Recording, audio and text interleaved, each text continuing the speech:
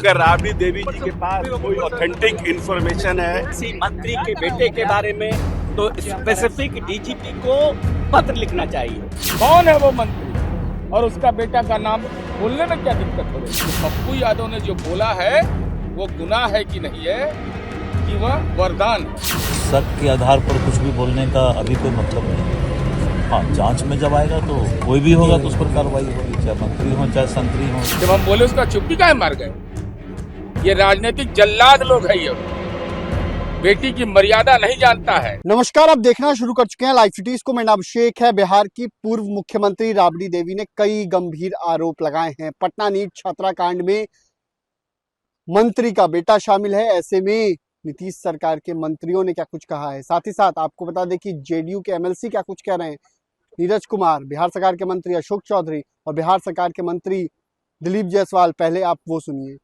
लेकिन अपराध को लेकर राबड़ी देवी ने यहाँ प्रदर्शन किया है।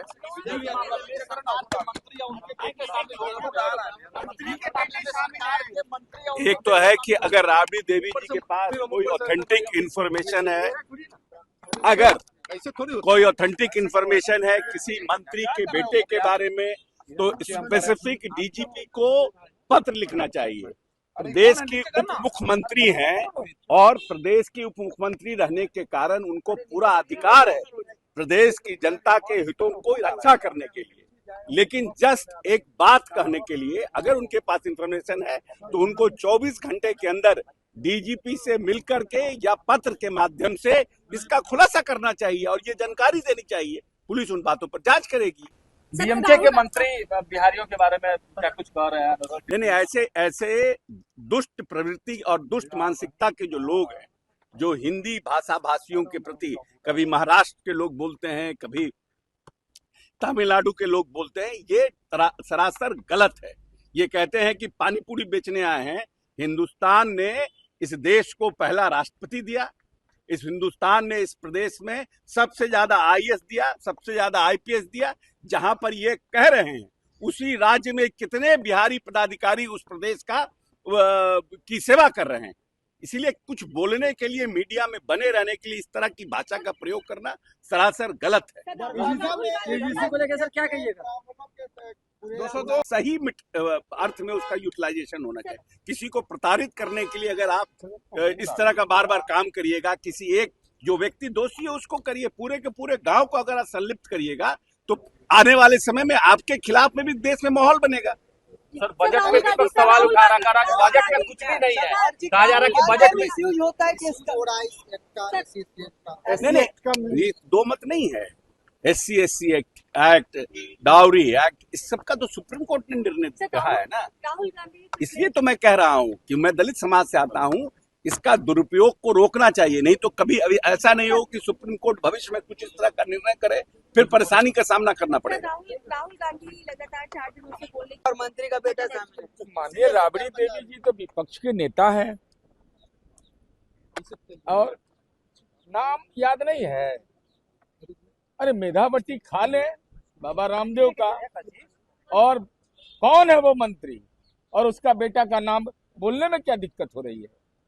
उसके लिए तो कोई बुद्धि का इंजेक्शन मिलता नहीं है बाजार में, न कोई साहस का इंजेक्शन मिलता है। अरे बिहार है वो, हम किसी को बचाते नहीं हैं। इसलिए केवल मीडिया में टीआरपी बटोरने के लिए किसी के बारे में बोल देना, लेकिन नाम नहीं बोलना।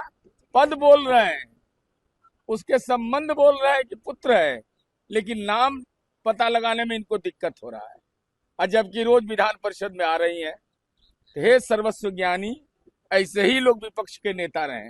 सरकार इस केस में लीपापोती कर दी है, उसके बाद सीबीआई को दे दिया। सीबीआई भी इस केस में लीपापोती कर देगी, न्याय नहीं मिलेगा कोई। किनका कहना है? इसका मतलब सीबीआई जांच के लिए सही नहीं है तो किससे जांच हो, या वही बता दें।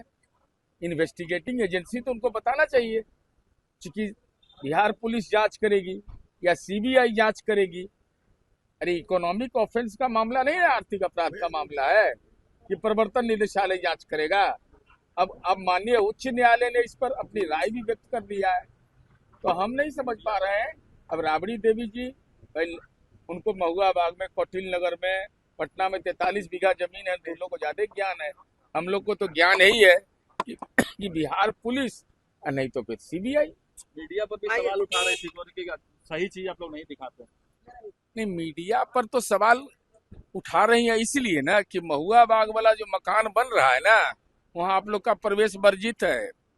बेउर जेल से भी बड़ा दीवार है, तो वहां मीडिया का लोग जा ही नहीं सकता है, तो नाराजगी आपसे है। महुआ बाग दिखाते हैं, बोलते हैं, अब महुआ बाग वाला घर दिखाते नहीं है, तो बगल के अपार्टमेंट से फोटो शूट करिए और चलाइए कि देखो ये गरीब का मसीहा है, ये शानदार किला और हवेली बना हुआ है। अच्छा, टीआरई 4 को लेकर शिक्षक महाआंदोलन करने जा रहे हैं। अब बजट उनके वाला बजट है, उनका घरेलू बजट ठीक है ना सब, चुनाव के बाद वाला बजटवा ठीक है कि नहीं? चुनाव के बाद वाला बजट नहीं, वो ठीक है, वो विपक्ष की नेता है, उनको बोलने का अधिकार है, वो सवाल पूछ सकती है। सरकार ने और पप्पू यादव पर भी अपना नजरिया साफ करना चाहिए कि पप्पू यादव ने जो बोला है वो गुनाह है कि नहीं है, कि वह वरदान है। लेकिन राबड़ी देवी बोल रही है कि मंत्री और मंत्री के बेटे का नाम आ रहा है, तो नाम लेने में कौन दिक्कत उनको है?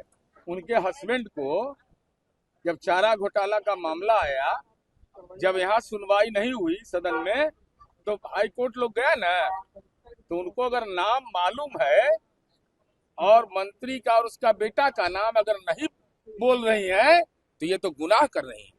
इससे बड़ा गुनाह कुछ हो नहीं सकता है ना। आपको जानकारी है, आप नाम नहीं ले रहे हैं। राबड़ी देवी के नाम बताएंगे तो उस पर जांच होगी। अरे बिल्कुल, उनके हमारा दल रहे, उनका दल रहे, नहीं देखे 20 साल का हमारा ट्रैक रिकॉर्ड है। पुलिस बगैर दबाव के यहाँ काम करती है, इसलिए मेरा विनम्र अनुरोध है कि सब पाचन शक्ति को इतना मजबूत मत करिए।